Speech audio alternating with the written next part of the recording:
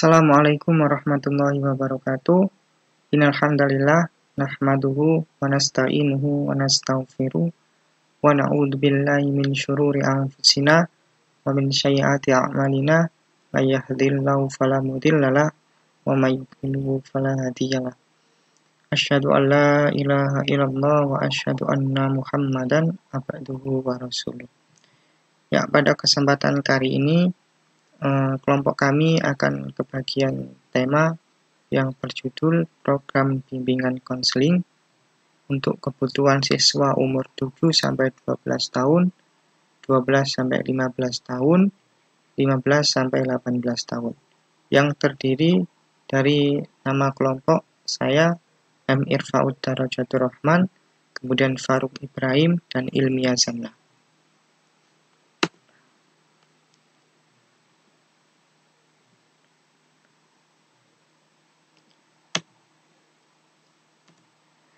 Sebelum kita memasuki tema ini, perlunya kita harus mengetahui apa itu bimbingan konseling. Ya, bimbingan konseling ialah suatu bimbingan untuk membantu siswa yang mana mereka sulit untuk belajar, memahami sebuah materi, memahami sebuah materi-materi yang diajarkan oleh guru, hingga mereka bisa mudah mencerna sebuah pemateri itu yang melalui bimbingan konseling ini. Sebuah bimbingan tambahan yang berbeda lagi dengan sekolah, tapi guna untuk membantu siswa agar lebih mudah memahami suatu pembelajaran. Baik, saya akan melanjutkan pada apa yang disampaikan oleh Mas Irfa tadi, yaitu ini ada anak usia 7 sampai 12 tahun. Yang pertama ada anak SD senang bermain. Anak SD senang bermain. Karakteristik ini menuntut guru SD untuk melaksanakan kegiatan pendidikan yang bermuatan permainan lebih-lebih untuk kelas yang lebih rendah. Nah, guru SD ini seyogyanya merancang model pembelajaran yang memungkinkan adanya unsur permainan di dalamnya. Guru hendaknya mengembangkan model pengajaran yang serius tapi tetap santai.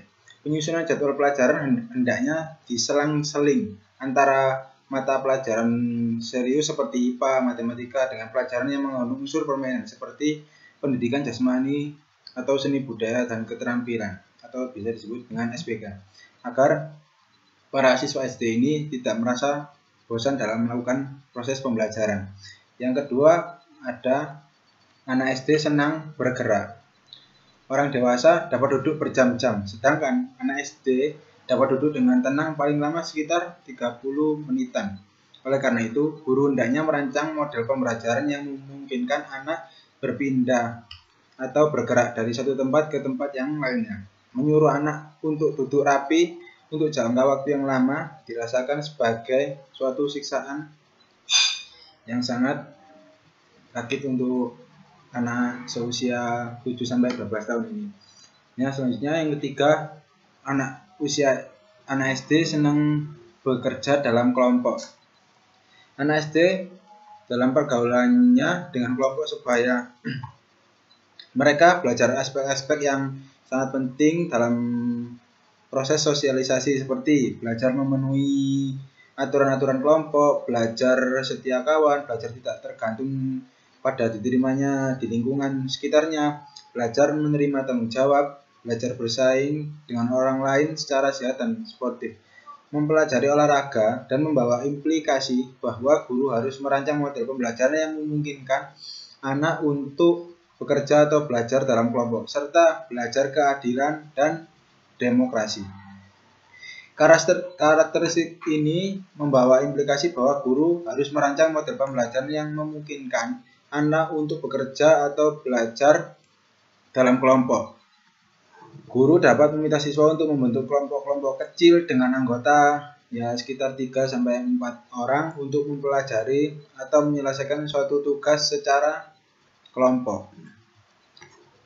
Yang keempat, merasakan atau melakukan sesuatu secara langsung. Ditinjau dari teori perkembangan kognitif, anak SD memasuki tahap operasional konkret.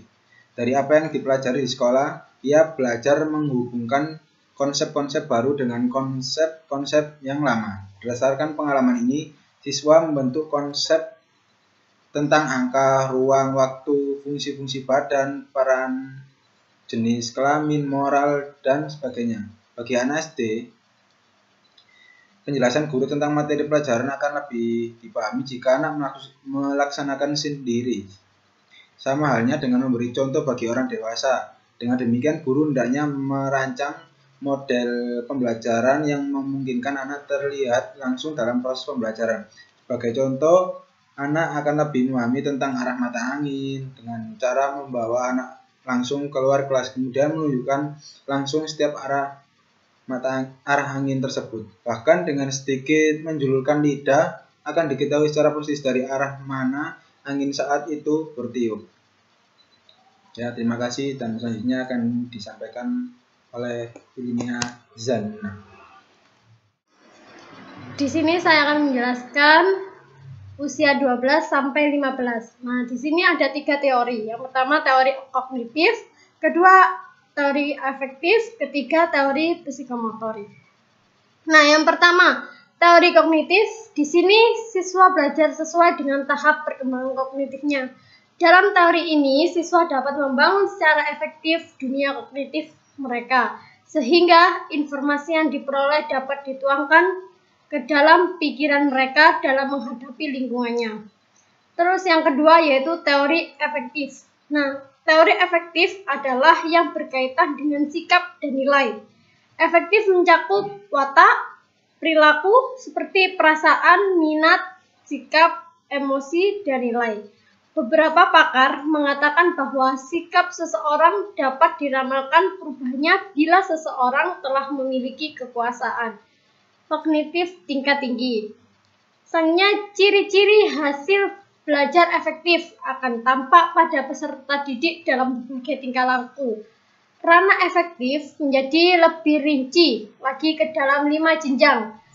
Yang pertama yaitu receiving atau attending, yang artinya menerima atau memperhatikan. Yang kedua yaitu responding, yang artinya menanggapi. Mengandung arti adanya partisipasi aktif. Yang ketiga valuing, yang artinya menilai atau menghargai.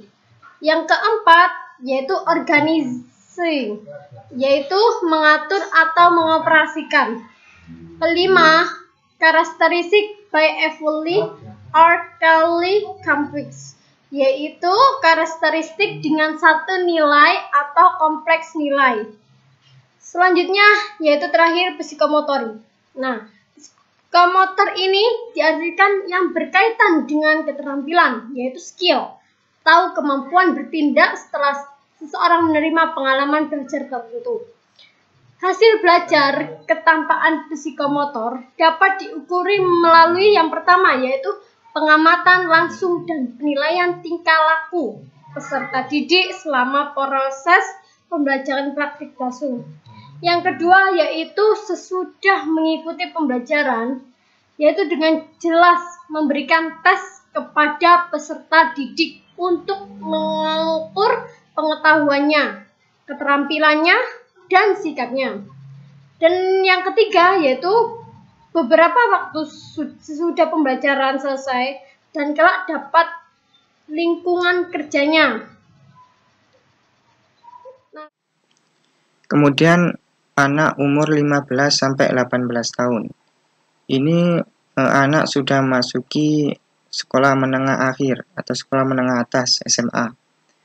Jadi cara pemikirannya berbeda dengan anak usia 7 sampai 15 tahun SD atau SMP. Jadi anak usia 15 sampai 18 tahun ini tentu pemberian pembelajarannya berbeda dengan anak SD maupun SMP. Yang mana anak SD ini masih diberikan seperti stimulus respon, ya. SMP masih diberikan sebuah punishment atau reward, ya sama juga seperti SMA, tapi SMA ini seorang anak dengan usia 15 sampai 18 tahun kurang lebihnya ini sedang mengalami puncak keingintahuan terhadap suatu hal. Jadi cara pemikirannya sudah mulai main, berbeda dengan anak SD maupun SMP. Nah, untuk kebutuhan dalam belajarannya itu seperti apa? Jadi pembelajaran berbasis riset. Jadi seorang guru memberikan suatu permasalahan, kemudian seorang siswa ini yang usia berumur 15-18 tahun ini bisa mencari suatu jawaban atas permasalahan yang diberikan oleh guru. Dan pembelajarannya berbentuk kelompok, seperti model pembelajaran komparatif tipe Jigsaw yang merupakan model pembelajaran komparatif.